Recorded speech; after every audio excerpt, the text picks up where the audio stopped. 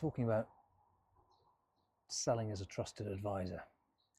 Really, there's three tickets to the game here. The first one is your mindset, which is one of really having your prospective client or your prospective candidate's best interests at heart. So a benevolence of intent towards them and genuinely and authentically wanting the best for them is absolutely critical, because that attitude comes through as you talk. That mindset comes through.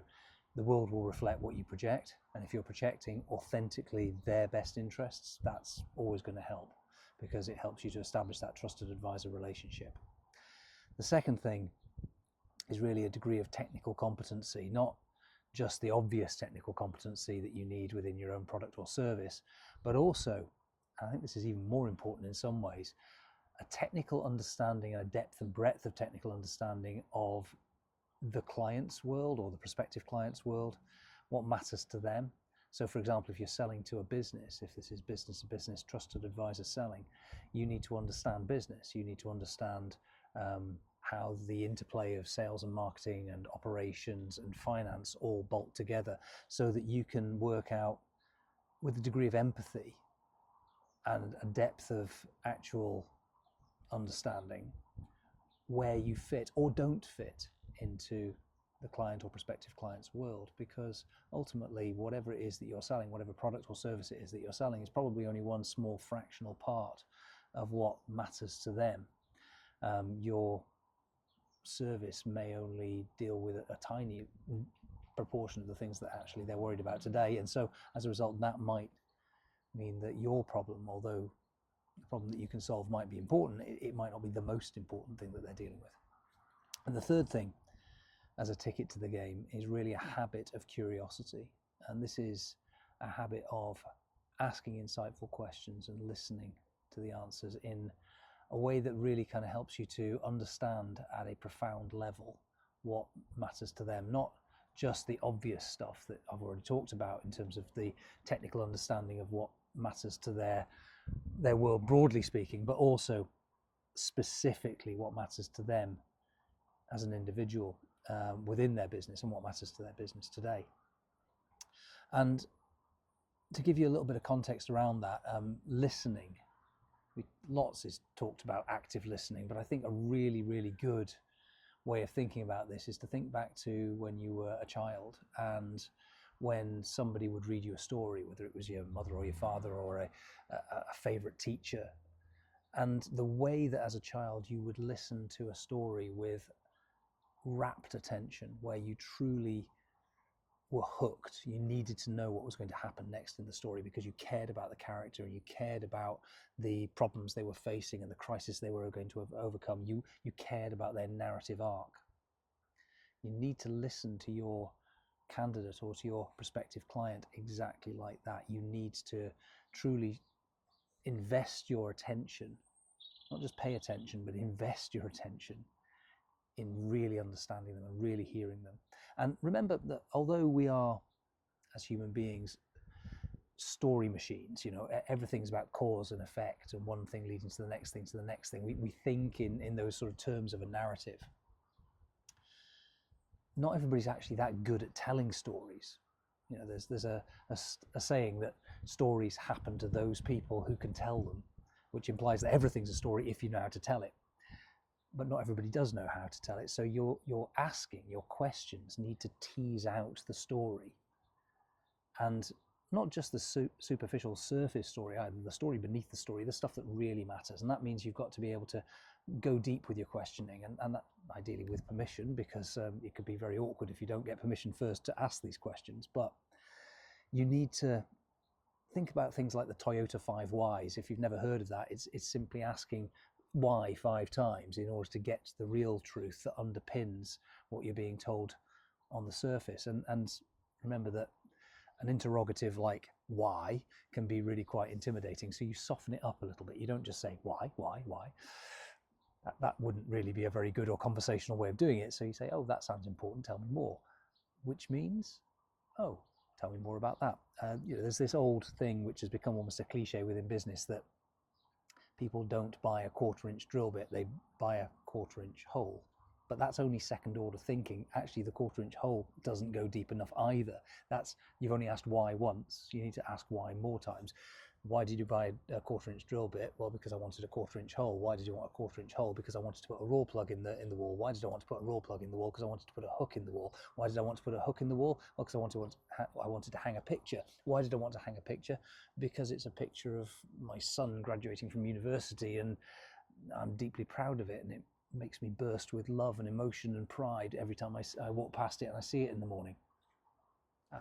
Now we've got to a reason why you're really buying this thing. It's because of some kind of an emotional resonance, and there's always some kind of emotion that underpins any decision that you make, and typically those decisions then have some kind of rational justification, but it's a post hoc rational justification.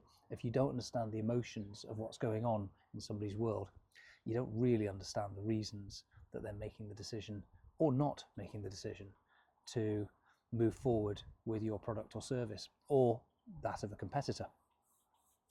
So when you're entering into these conversations, ultimately what you're trying to bring here to this conversation between two people of equal stature, with you really trying to position yourself as a trusted advisor, is sort of 5 things that you're hoping to get out of and put into the conversation. And the first thing is that you, through your insightful questioning, gain a profound empathetic understanding where you really feel what they feel and you think as them, of the operational, professional, financial, personal and emotional impacts of the challenges that they're currently facing in their world. And the second thing is that you have a similarly profound level of insight into the professional, operational, financial, personal and emotional benefits that might be derived from the solution that they're seeking to put in place. So you understand the meaning of their current painful situation, and you also understand the impact of the goals that they have, the place they're trying to get to. The third thing is that you have a similarly profound level of insight into, and stop me if you've heard this already, the operational, professional, financial, personal and emotional risk that they are taking, or at least they perceive they are taking, by moving from where they are today to where ultimately they would like to be, or where they ought to be. And I say risk that they perceive they're taking because any change is a risk. You leave something certain in order to reach for something that you think might be better. But the leaving of the something certain is a perceived risk, even if that certain thing is actually unsatisfactory or unhelpful or frustrating or actually suboptimal in some other way. So the reason better the devil you know is a cliche, well, it didn't invent itself. Fundamentally, people don't like change. And in fact, your biggest competitor is not actually another firm like yours or another practice like yours. Your biggest competitor is actually the status quo. It's that your prospective candidate or your prospective client might legitimately choose to stay exactly where they are simply because it feels safer to do so. So the fourth thing you've got to do, or the fourth thing you've got to bring into this conversation, is an absolute overriding conviction in your own product or service. You need to genuinely believe in what you're doing. You've got to genuinely believe in what you're selling, because otherwise, why the heck should they? Why should they change their behaviors, change their lives, and take that risk if you don't even believe in it?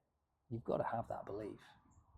And actually that belief then speaks to the fifth thing, which is this, it's almost a moral position that you're going to take.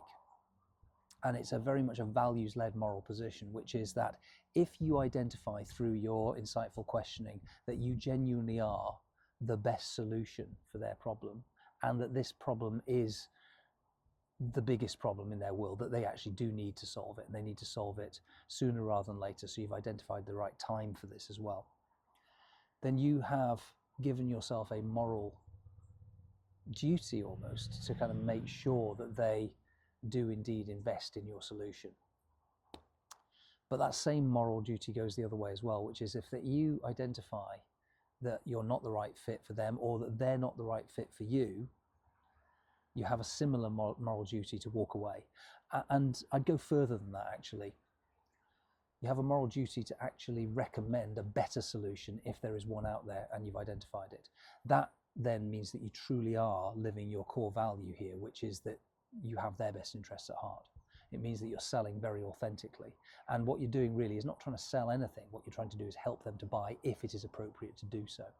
So if you think back to the old David Mamet play, Glengarry Glen Ross, which portrays like a very 1980s, 1990s form of selling, a very hard sell, very pushy sales kind of environment and culture.